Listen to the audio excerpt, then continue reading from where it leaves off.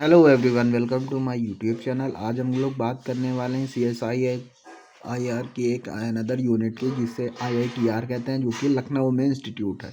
ठीक है, तो जो लोग भी लखनऊ से होंगे उनको पता होगा, IITR Indian institute of toxicology. ठीक है, रिसर्च सेंटर है एक। ये भी CSIR की ही एक यूनिट है, जैसे कि NBRI होती। इसका जो रिक्रूटमेंट आया हुआ है, इसका रिक्रूटमेंट सरकारी रिजल्ट नहीं, CDRI का तो सरकारी रिजल्ट है। इसका CSIR के जितने भी आपके ऑल ओवर इंडिया इंस्टीट्यूट होते हैं, जो चीज़ें भी होती हैं, वो कभी भी आप लोगों ने देखा होगा कि कभी भी बहुत ही रेयर केस में होता है कि और से सरकारी रिजल्ट पे दिखाई दे। नहीं तो सरकारी रिजल्ट पे कोई भी नोटिफिकेशन करे, जैसे सी डी आर आई का इसका पहले भी आया था, इस बार भी उन्होंने सरकारी रिजल्ट पे डाला हुआ है। लेकिन आपका NBRI हो गया, NBRI के जितने भी ट्रेड वाइज आए थे, किसी का भी नहीं आया था नोटिफिकेशन आपका सरकारी रिजल्ट में। और ये IITR का अभी आया। IITR का आपका पर्टिकुलर उसकी वेबसाइट, ऑफिशियल वेबसाइट पे जाके ही आपको देखना पड़ेगा। तो आज हम लोग डिटेल नोटिफिकेशन देख लेते हैं, बहुत ही शॉर्ट में देखेंगे, छोटे से वीडियो में। तो जैसे ही आप IITR लखनऊ डालेंगे, आपको ओपन होकर कुछ इस तरीके की विंडो आएगा। आप रिक्रूटमेंट प्रोसेस पे जाएंगे, रिक्रूटमेंट जाएंगे तो सीधे ही आपको रिक्रूटमेंट में खुल जाएगा। आपको होम पेज पे नहीं जाना। होम पेज पे जाएंगे तो सारी डिटेल्स आ जाएंगी, स्टाफ डिटेल सारी, कैसे क्या है, ये भी एज इट इज़ जैसे सेम होता है। आपका NBRI national botanical research institute, वो बायो से रिलेटेड है, टॉक्सिकोलॉजी से रिलेटेड होता है। ठीक है, इसमें बहुत सारे लोग इंटरव्यू के बेसिस पे भी आपका आउटसोर्सिंग कह दे, सीधी संविदा के थ्रू इसमें भी चयन होता है। कॉन्ट्रैक्ट बेसिस पे रखे जाते हैं। तो आप लोग, जो भी लोग अगर गए होंगे, कभी इंटरव्यू दिया होगा, तो उन लोगों को पता होगा। इसकी फैसिलिटीज़ आपको एक नंबर की मिलती है। CSIR इंस्टीट्यूट, ये तो कहते नहीं, इसमें जॉब लगने का मतलब आप एक अधिकारी की तरीके ही राज करेंगे, ऐसी नौकरी होती है। बहुत ही वर्ल्ड क्लास फैसिलिटीज़ भी आपको अच्छी मिलती हैं, सैलरी भी अच्छी है।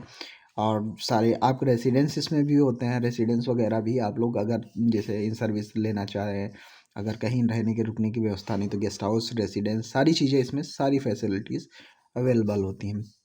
तो हम लोग चलते हैं। देखिए, आपका नोटिस नंबर ये दिखा है, IITR फर्स्ट 2025 का पहला नोटिफिकेशन। इसका मतलब तो फर्स्ट नोटिफिकेशन। और 2023 का आपको दिखा रहा है, उसमें जो भी एप्लीकेशन शॉर्ट लिस्टेड हुए उनके बारे में जान। 2025 का लेटेस्ट वाला है, इसकी डेट क्या है, कैसे अप्लाई कर सकते हो, वो सारी चीज़ें हम लोग देखने वाले हैं। तो हम लोग पहले नोटिफिकेशन से स्टार्ट करते हैं। नोटिफिकेशन हमारा क्या कहता है, सिंपल सा नोटिफिकेशन, ज़्यादा कोई टफ नहीं होता है। नोटिफिकेशन आपकी स्टार्टिंग जो डेट है 17/2/2025 से, मतलब 17 फरवरी से आपका फॉर्म स्टार्ट है। फॉर्म आपका ऑनलाइन ही है। ऑनलाइन लिंक आपको आगे दिया हुआ है, अभी दिखाएंगे कैसे लिंक है, क्या डिटेल आपको भरनी है, कैसे भरना है, क्या आगे चलना है, उसके बारे में पूरी कंप्लीट बात करेंगे। तो opportunities for bright and result oriented Indian national, ये आपको दिया हुआ है कुछ इस तरीके से। अब हम लोग बात करते हैं इसमें कितनी पोस्ट है। Post code A, post code B, post code C, 622।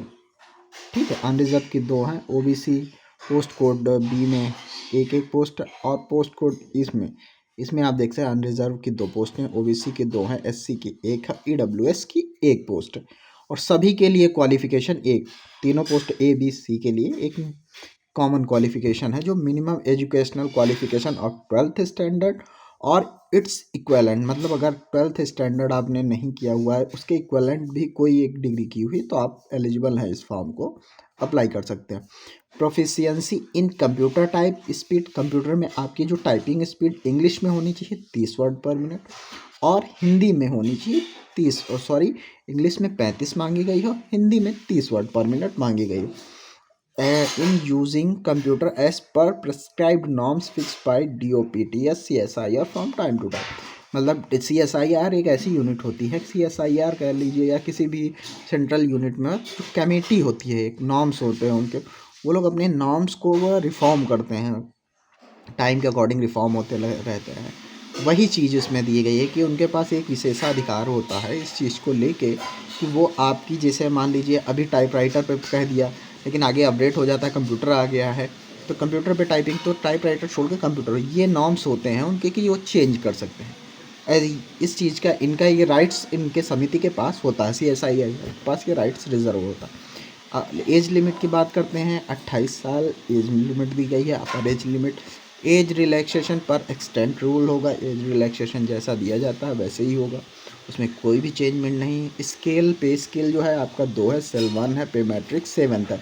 8th पे कमीशन लगने वाला है, मे भी बहुत जल्दी ही आप लोगों को सुनने में आ जाएगा। तो 8th पे कमीशन लग जाएगा तो आपकी सैलरी और भी अच्छी हो जाएगी। आपको HRA वगैरह सारी चीज़ें में TA DA HRA सब मिलेगा ही मिलेगा इसमें। और अदर अलाउंसेस भी जो सेंट्रल गवर्नमेंट के होते हैं वो भी आपको मिलेंगे उसमें भी, नो डाउट। तो पोस्ट तो A1 है, सभी को ही पता है। जो लोग अगर कर भी रहेंगे, किसी के जानने वाले अगर कर रहे हैं किसी भी CSIR यूनिट में, तो आप लोग उनसे पूछिएगा तब वो बताएंगे आपको।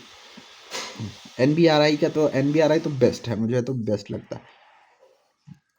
आपको टाइपिंग के बारे में दिया गया है यहाँ पे, इतनी स्पीड होने 5 की डिप्रेशन होना चाहिए। कोई टाइपिंग तो 45 तक लोग क्वालिफाई कराते हैं, तो कोई दिक्कत नहीं। टाइपिंग तो इंग्लिश में आप 35 और 30 दोनों क्वालिफाइंग हैं, कि आप लोग को थोड़ा सा मेहनत करेंगे तो क्वालिफाई कर सकते हैं। हाँ, अगर यही आपकी 40 या 45 होती इंग्लिश में, हिंदी में 30-32 होती तो बहुत थोड़ा सा टफ होता आप लोगों को क्वालिफाई करने में। टोटल इमोलमेंट्स क्या दिया जा रहा है? पे लेवल 2 पे आपको मैट्रिक्स 35,600 रुपये per month, which include HRA TAS applicable in class Y cities and DA as applicable to central आपको DA as a central government staff का मिलेगा, ये चीज़ याद रखिएगा। आपको स्टेट गवर्नमेंट का DA नहीं मिलेगा। DA आपको लिखा हुआ applicable to central government staff, जो सेंट्रल गवर्नमेंट के स्टाफ में लगता है वो DA लगेगा। और आप लोग जो लोग भी देख रहे होंगे 35,600 रुपये आपकी बेसिक है। ये सैलरी आपकी मिनिमम 60,000 के करीब बनेगी जाके, सीधी सिंपल सी बात। एब्रीवेशन SC ST OBC के लिए बेनिफिट्स क्या है, आप बेनिफिट्स ये देखिए इसके जरा, तब आपको पता चलेगा गवर्नमेंट इस जॉब की एक्चुअल पावर कितनी है। The post carries usually pay and allowances such as house rent allowance, transport allowance, dearness allowance, इसे DA कहते हैं। It is central government rate as admissible to the government central government employees. जो central government employees को admissible rates मिलते हैं वही आपको मिलने वाले हैं। Employ and as made applicable to the employ of council station at Lucknow class Y city. जो आपको HRA मिलता है वो सिटीज़ वाइज मिलता है, कौन सी सिटी किस ग्रेड में आती है, किस क्लास में आती है, उसके अकॉर्डिंग मिलता है। तो वो अगर आप लखनऊ ज्वाइन करेंगे क्योंकि IITR है तो आपको लखनऊ में ही रहना पड़ेगा, तो लखनऊ का ही मिलेगा। लखनऊ का आपका HRA बहुत अच्छा है। वो तो आपकी सैलरी पे जब आप लोग ज्वाइन करेंगे तब आपको पता चलेगा कितना मिलता है। Other benefits such as leave, travel concession and reimbursement of medical expenses as per norms. आपके CSMA रूल्स जो हैं उसके अकॉर्डिंग आपको मेडिकल्स, ट्रैवल कंसेशन वो दोनों चीज़ मिलेंगी। Are also available, the employees are provided with residential accommodation subject to availability as per जो CSIR का रूल होगा उसके अकॉर्डिंग मिलेगा। Administrative CSIR provide excellent opportunity to deserving candidate for career advancement under SIR administrative service recruitment and promotion। Service recruitment promotion दोनों की आपकी सुविधाएं हैं इसमें। और एक चीज़ आप लोगों को नहीं पता होगा कि CSIR जो ये होते हैं इसमें बहुत सारे लोग PhD भी करने आते हैं। जैसे आप लोग इसमें हैं, कोई पढ़ना चाहता है आगे, तो ये लोग आपको, ऐसा नहीं है कि आप जॉब में रह के पढ़ाई नहीं कर सकते। अब जॉब में हैं, अगर आप पढ़ना चाहते हैं तो क्योंकि इंस्टीट्यूट ही सबको पता है, रिसर्च इंस्टीट्यूट होता है। बहुत सारे दूर दूर से लोग यहाँ पे PhD करने आते हैं, फर्दर स्टडीज़ के लिए आते हैं। तो जो भी है, अगर आप भी पढ़ना चाहते हैं या आगे आप अपना PhD है या किसी भी हायर एजुकेशन के लिए जाना चाहते हैं, तो आप लोग को इस इंस्टीट्यूट सपोर्ट करता है। आप लोग और भी आगे बढ़ सकते हैं और भी आगे हायर पोजीशन पे जा सकते हैं। ये तो आपकी स्टार्ट होती है इनिशियल स्टेज। अगर कोई लोग माइंड सेट करके जाते हैं कि नहीं हमको इसके बाद PhD करनी है, PhD के प्रोफेसर बनना है, या बाहर अब मुझे कंट्री से भी बाहर जाना है, तो आप लोग इजीली यहाँ पे जॉब करिए, अपने ऊपर फोकस करिए और आगे बढ़िए। All new entrant will be governed by the new pension scheme. New pension scheme सबको पता है, ओल्ड पेंशन स्कीम ख़त्म कर दी गवर्नमेंट के द्वारा। तो न्यू पेंशन स्कीम में ही आपका सारा सब कुछ, जो भी जितने भी नए एम्प्लॉय अब वो होंगे 2000, अब न्यू ज्वाइनिंग जितने भी लोग के होंगे वो सारे के सारे न्यू पेंशन स्कीम में ही आएंगे, सेंट्रल हो या स्टेट गवर्नमेंट, दोनों में ही है। Notify the government of India and adoption by CSIR with their letter number in 2003 and the instruction issued by sir. However, person selected from other government department autonomous body, public sector undertaking, central universities having pension scheme and geo pattern हुआ। Pension basically pension के बारे में बताया जा रहा है और आपका पेंशन जो होगा वो न्यू पेंशन स्कीम के अकॉर्डिंग ही होगा। हम लोग बात करते हैं अब एज रिलैक्सेशन, एज लिमिट क्या है आपके। मिनिमम एज आपको 18 साल से, जो भी 18 साल के कैंडिडेट हैं उनके लिए है। अपर एज रिलैक्सेशन आपको दिया गया schedule caste and 3 years member of other backward 3 साल का लिए दिया। अदर अपर एज लिमिट में आपको 5 साल for the member of schedule caste and 3 year member of backward, मतलब ओबीसी के लिए 3 साल का और एससी के लिए आपको 5 साल का रिलैक्सेशन मिलेगा। As per GOI provision upper age relaxation for widows, divorce women and women judiciary separated from husband are not remarried, the upper age limit for such women as the age of 35। इन लोगों के लिए आपको 35 years up to 40 years for members of schedule castes, मतलब SC के लिए 35 से 40। As the cause may be the person claiming age relaxation under the sub para, उन इन जैसे डाइवोर्स वुमेन है, विडोज है, वुमेन्स है, वुमेन जुडिशली सेपरेटेड है, वो लोग अगर अप्लाई करना चाहते हैं इसमें तो वो लोग इन सारे टर्म्स एंड कंडीशन को देख सकते हैं, उनमें क्या रिलैक्सेशन है, उनको कैसे क्या मिलेगा, सारी चीज़ें के बारे में आप लोग डिटेल्स पे फिर नोटिफिकेशन पढ़ सकते हैं। ये वीडियो बहुत ही लंबा हो जाएगा। जो भी डिसेबल्ड पर्सन है उनके लिए age relaxation ex service man के लिए दिया गया। All statutory cad SC ST PWD annexure आप देख सकते हो 2 से 8 में लगा हुआ है। ठीक, सिलेक्शन मेथोलॉजी क्या है उसके बारे में हम लोग बात करते हैं। सिलेक्शन मेथोलॉजी जो आपको दिख रही है, for the post of junior secretary, assistant general, finance, account, store and purchase, scheme of written competitive written examination for junior secretary, assistant general, finance and accounts, store and purchase के लिए। ठीक है, there will B 2 papers, मतलब 2 paper होते हैं। मैंने सभी को बताया CSIR की सिंपल पॉलिसी है, सेम टू सेम सिलेबस होता है। थोड़ा बहुत आपको लोगों को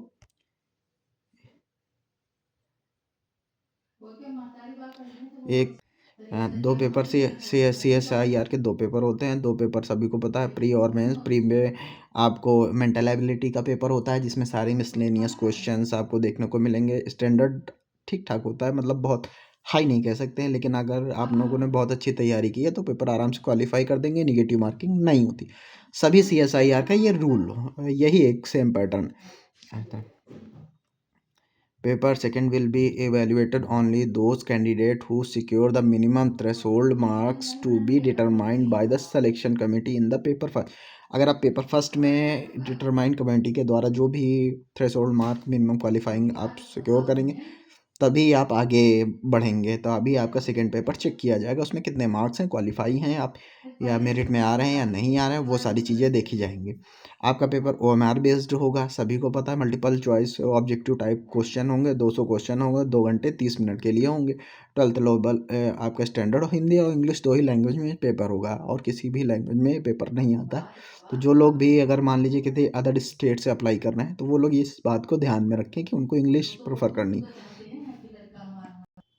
ठीक है, तो ये देखिए आपको मेंटल लेवल का क्वेश्चन दिया गया है, 200 को 200 marks each correct answer, there will be no negative marking. 100 question आएंगे आपको 200 नंबर के, जो इसमें कोई नेगेटिव मार्किंग नहीं है। पेपर सेकंड जो होगा आपका, इसमें दिया है आपको फर्स्ट पेपर में देखिए दिया गया general intelligence, quantity aptitude, reasoning, problem solving, situational judgement.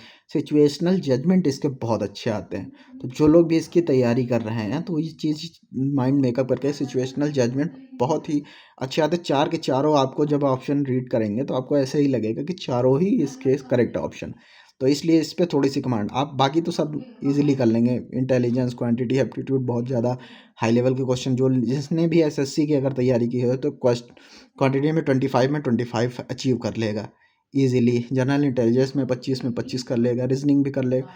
बस उसको सिचुएशनल जजमेंट में थोड़ी सी प्रॉब्लम आएगी, और ये अगर आपने पोर्शन कर लिया तो आप 100 में 100 आउट ऑफ 100, क्योंकि नेगेटिव मार्किंग है नहीं। और सेकंड पेपर की हम लोग बात करते हैं जनरल अवेयरनेस और इंग्लिश का होता है 50-50 क्वेश्चन आते हैं, आपका 300 नंबर का मिला के पेपर होता है, एक पर क्वेश्चन 3 नंबर का होता है, इसमें निगेटिव मार्किंग होती है। ठीक है, तो इसमें आपको जनरल अवेयरनेस, इसमें आपको फोकस करना है। इंग्लिश बहुत हाई लेवल की नहीं आती, अगर आपको बेसिक आता है तो आप 50 में 50 कर लेंगे, कोई दिक्कत नहीं, मगर आपको जनरल अवेयरनेस में थोड़ा सा ध्यान देने की ज़रूरत है। उस टॉपिक को अगर आप थोड़ा सा मजबूत कर लेंगे, या थोड़ा सा ज़्यादा नहीं, आप 6 महीने बहुत ही अच्छी 5-6 घंटे पर डे आप रेगुलर तैयारी कर लेंगे, तो आप आराम से सिक्योर कर सकते हैं। आप अपने लिए एक पोस्ट अपनी सिक्योर कर सकते हैं, कितना भी टफ कंपटीशन हो, कोई दिक्कत नहीं। प्रिपरेशन ऑफ मेरिट के बारे में क्या कहा जा रहा है, merit list will be prepared based on the mark obtain in second paper. देखो, फर्स्ट पेपर जो आप करेंगे, फर्स्ट पेपर के मार्क्स आपको क्वालिफाइंग नेचर का है, मतलब उसके मार्क्स आपके सेकेंड में नहीं जुड़े। द प्रोफिशिएंसी इन, इसीलिए इसमें कहा जा रहा है कि सेकंड पेपर के बेसिस पे आपकी मेरिट लिस्ट बनेगी, तो मतलब सेकंड में जितनी आपकी स्कोरिंग होगी उसी बेस पे आपकी मेरिट आएगी, आपका नाम आएगा अगर क्वालिफाई करेंगे। The proficiency in computer typing test and using computer will only be qualifying in nature. Computer पे आपको क्वालिफाइंग इन नेचर है। क्वालिफाइंग आप अगर 40 वर्ड पर मिनट होते हैं, उसके बाद गलतियां होती, गलतियों को निकाल के माइनस, अगर आप 35 से ऊपर प्लस में है इंग्लिश में, तो आप क्वालिफाई कर रहे हैं तो कोई दिक्कत ही नहीं है आपको। फिर the merit list will only prize of those candidate who have qualified the proficiency test in computer typing qualify करेंगे तभी आपकी फाइनल मेरिट बनेगी, सिंपल है।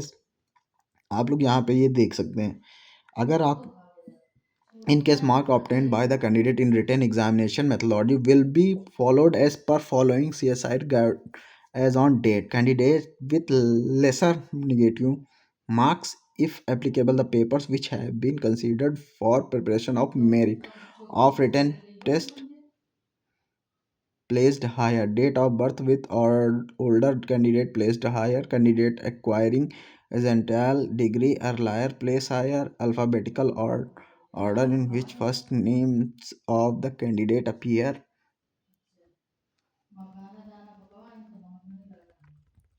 जनरल कंडीशंस आपको दी गई हैं, जनरल कंडीशंस आप लोग पढ़ सकते हैं, जिसको बहुत ज़्यादा डीप नॉलेज चाहिए। Therefore, candidates are advised to submit their application well in advance without waiting for the last date. हाँ, लास्ट डेट पहले ही आपको CSIR के साइट के द्वारा ही कहा जा रहा है कि लास्ट डेट से पहले ही आप लोग अपना फॉर्म सबमिट कर दें। लास्ट डेट हो सकता है आपका चले ना चले, साइट कोई इशू आ जाए, पेमेंट ना हो पाए, तो वो सारी चीज़ें आप लोग पहले से ही कर दीजिए। आप लोगों को डॉक्यूमेंट क्या क्या लगेगा, डॉक्यूमेंटेशन वेयर अप्लीकेबल, ऑर्डर देख, सारी चीज़ें दी, हाउ टू अप्लाई दिया गया है आप लोगों को, ये लिंक दिख रहा है। ठीक है, तो अप्लाई पे भी देख लेते हैं हम लोग कैसे जाके अप्लाई कर सकते हैं। अब इस लिंक पे क्लिक करेंगे, ओपन लिंक पे जाइए, ओपन लिंक पे जाएंगे। अरे क्या हो गया, किस वजह से नहीं दिख रहा, नहीं चल रहा है अभी। देखिए हम लोग डायरेक्ट साइट, आप लोग जब फॉर्म भरेंगे देख लीजिए, इसमें लिखा नॉन रिफंडेबल 500 रुपये की फीस है इस फॉर्म की। NBRI में तो मान लीजिए 100 रुपये ही थे जिन लोगों ने भी अप्लाई किया था। आप IITR भरिए, CDRI भरिए या CSIR के, अब ऑलमोस्ट जितने भी आ रहे हैं, अभी तक NBRI में 500 रुपये नहीं लिए गए हैं, 100 रुपये ही उसकी फीस है। बाकी हर जगह IIM भरिए, IMMT का भरिए, उसमें भी आपको CSIR के 500 रुपये ही फीस एप्लीकेबल है, तो नॉन रिफंडेबल है, आप रिफंड नहीं होगी फीस। तो आप लोग ये चीज़ देख, no other mode of payment is allowed like DD, चालान, पोस्टर ऑर्डर, आप किसी भी तरीके नहीं और किसी link available in online application करें, भरेंगे ऑनलाइन, आपको फीस दे सबमिट करनी है। तो ये चीज़ आप लोग ध्यान रखिएगा कि कुछ लोग हों DD के थ्रू भिजवा सकते हैं, क्योंकि उसमें मांगा गया था ना, NBRI में DD के थ्रू मांगा गया था, DD बनवा के आप भेज सकते हैं, वो वहाँ DD कैश करा लेते हैं वो लोग।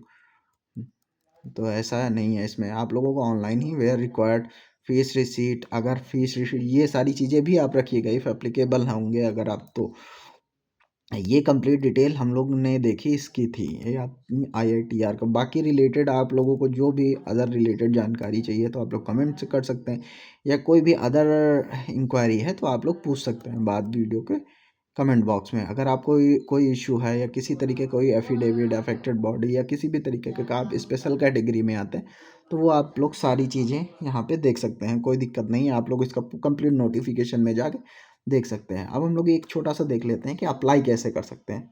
कि जैसे अप्लाई का है, आप लोग यहाँ पे आइए, देखिए क्लिक हेयर टू अप्लाई, जैसे ही आप खोलेंगे यहाँ पे देखिए, आप देखिए वहाँ से नहीं साइट वर्क कर रही थी, यहाँ पे आप लोगों को देखा फॉर न्यू एप्लीकेशन। अगर आपने इसे पहले भरा हुआ है तो आप लोग मेल आईडी या फॉर न्यू एप्लीकेशन, तो न्यू एप्लीकेशन सभी का ऑलमोस्ट होगा। आप लोग एक terms and condition how to apply की रीड कर लीजिएगा। जैसे ही रीड करेंगे उसके बाद आप एग्री पे जाना होगा। आप एग्री जाके एग्री कर दीजिए, उसके बाद जाके प्रोसीड करिए। प्रोसीड करेंगे। अब यहाँ पे आप किस पोस्ट को प्रेफरेंस ABC, जिस पोस्ट को प्रेफरेंस करना है वहाँ हाई स्कूल के प्रमाण पत्र में मतलब मैट्रिकुलेशन में आपके क्या नाम था उसी का हमेशा मिसमैच मत करिएगा, क्योंकि जब भी आप एग्ज़ाम देने जाएंगे वहाँ मिसमैच के बहुत सारे कैंडिडेट बाहर हो जाते हैं। तो कम से कम इतना ध्यान रखिएगा जो आपका हाई स्कूल के मार्कशीट में जो हो, आधार कार्ड में जो हो, वही नाम आप यहाँ पे वही डिटेल्स उसी के अकॉर्डिंग फिल करिएगा। ये नहीं कि अपने मन से कुछ भी भर दीजिए। बाकी सारी आप लोग देख सकते हैं, एज क्या है, नेशनैलिटी, पत्र व्यवहार पता, करेस्पॉन्डेंस एड्रेस आपका, pin code, high school inter marksheet, ये सारी चीज़ें आप फिलअप करके कार्यालय, अगर आप कहीं भी वर्किंग हैं, ठीक है, तो आप देख सकते हैं यहाँ पे डाल सकते हैं।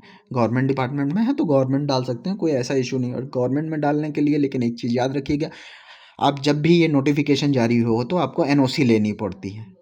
गवर्नमेंट जितने भी गवर्नमेंट एम्प्लॉई हैं, मैं उनके लिए बता रहा हूँ, अगर वो लोग इसमें इंटरेस्टेड हैं या फॉर्म भर रहे हैं, तो बहुत ज़्यादा लोग ये कर देते हैं कि फॉर्म अप्लाई कर दिया, गवर्नमेंट को नहीं बताया, NOC नहीं ले, फिर एग्ज़ाम टाइम कहते हैं कि मुझे NOC दे दीजिए तुरंत। इतनी जल्दी प्रोसेस नहीं हो पाता, फिर उसमें ऑब्जेक्शन लग जाता है कि आप भाई जब अप्लाई किए थे तब पूछे थे नहीं, तब परमिशन ली थी नहीं, अब डायरेक्ट पेपर में बैठने जा रहे हैं उसकी परमिशन ले रहे हैं। तो ऐसा कोई भी गवर्नमेंट में होगा, सभी को पता होगा। अगर नहीं भी पता है अगर आप लोगों को, तो ये चीज़ अपनी जानकारी में रखिएगा। अगर आप ऑलरेडी गवर्नमेंट डिपार्टमेंट में हैं किसी में, तो आप लोग NOC लेके उसके बाद ही, और NOC में सिंपल सा एक फॉर्म आता है, अपने जहाँ भी कार्यरत होंगे वहाँ से ले सकते हैं। फॉर्म लेने के बाद आप इसका नोटिफिकेशन निकालिए, जो अप्लाई करने जा रहे हैं, जो अप्लाई किया है उसको लगा के आप भेज दीजिए। वहाँ से एग्ज़ाम की एक ही में ले लीजिए, एग्ज़ाम की भी परमिशन ले लीजिए, अप्लाई की भी एक ही से साथ परमिशन ले लीजिए। परमिशन लेने के बाद आपको फिर कोई प्रॉब्लम नहीं है, क्योंकि बाद में मान लीजिए आपने एग्ज़ाम दे दिया जाके, गवर्नमेंट की तरफ से कोई इशू रेज़ होता है, तो फिर आपके पास कोई भी बचाव का कोई तरीका नहीं होगा, क्योंकि आप ऑलरेडी गवर्नमेंट में हैं। ठीक है, तो ये चीज़ आप लोग याद रखिएगा। नेक्स्ट, आप लोग कार्यालय में कब से कब तक कहाँ कहाँ काम किया, जितना भी किया हो आप लोग सब डाल सकते हैं एक्सपीरियंस में ही। अगर आप CSIR के किसी भी हेडक्वार्टर में, जैसे मान लीजिए कोई भी आपके यहाँ पे कोई काम करता है, आपके भाई हैं, रिलेटिव हैं, कोई भी जानने वाला, तो उसकी डिटेल्स भी आप डाल सकते हो, वो प्रेफरेंस में आपको मिलती, याद रखिएगा। और आपको एक सिंगल PDF में सारे डॉक्यूमेंट अपने जो भी हैं लगाने हैं, वर्तमान की फ़ोटो अपलोड करनी है, हस्ताक्षर अपलोड करने हैं, ठीक है। और आपको ये आवेदन शुल्क फीस पेमेंट के लिए कलेक्शन इस टाइम, इसके बारे में देख लेते हैं। ये आपका प्रोसेस दिख रहा होगा, ठीक है। चूज़ इंडियन टॉक्सिकोलॉजी, ऐसे चूज़ करके पेमेंट के लिए आप लोग ये देख सकते हैं SBI में कैसे SBI के थ्रू दिखाया जा रहा है कैसे पेमेंट करने का पूरा प्रोसेस। आप लोग ये देख सकते हैं, इजीली पेमेंट डन, पे वेरीफाई पेमेंट। अगर आप लोग नहीं भी करा पाते हैं, मान लीजिए नहीं कोई कर पा रहा है, भर पा रहा है, तो आप लोग किसी कैफ़े से, नियर बाई कैफ़े के पास जाके करवा सकते हैं, कोई इतना बड़ा इशू नहीं है उसका।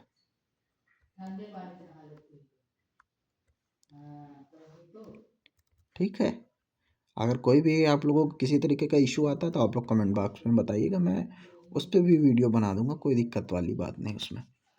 ठीक है, यहाँ पे आप डिक्लेरेशन करके फॉर्म सबमिट कर दीजिए, बस यहाँ पे एग्री करेंगे, सेव एंड नेक्स्ट ये दिख रहा, सेव एंड नेक्स्ट करेंगे, उसके बाद अदर पेज की डिटेल्स फिल कर देंगे और उसके बाद आपका फॉर्म सबमिट हो जाएगा। तो ये आप लोग लास्ट डेट का इंतज़ार ना करते हुए फॉर्म को बहुत ही जल्द जल्द, जो भी अगर अप्लाई एलिजिबल कैंडिडेट है वो अप्लाई कर सकते हैं, तुरंत ही अप्लाई करिए आगे, फिर उसके बाद अपनी तैयारी पे फोकस करिए। और एक चीज़ मैं अपडेट करना भूल गया कि IMMT एक होता है CSIR की यूनिट, एक कैंडिडेट के द्वारा ये कहा गया था कि उस पे उसका वीडियो मिस आउट हो गया। उसकी बहुत अच्छी 28 पोस्टें उसमें आई थी CSIR के थ्रू ही।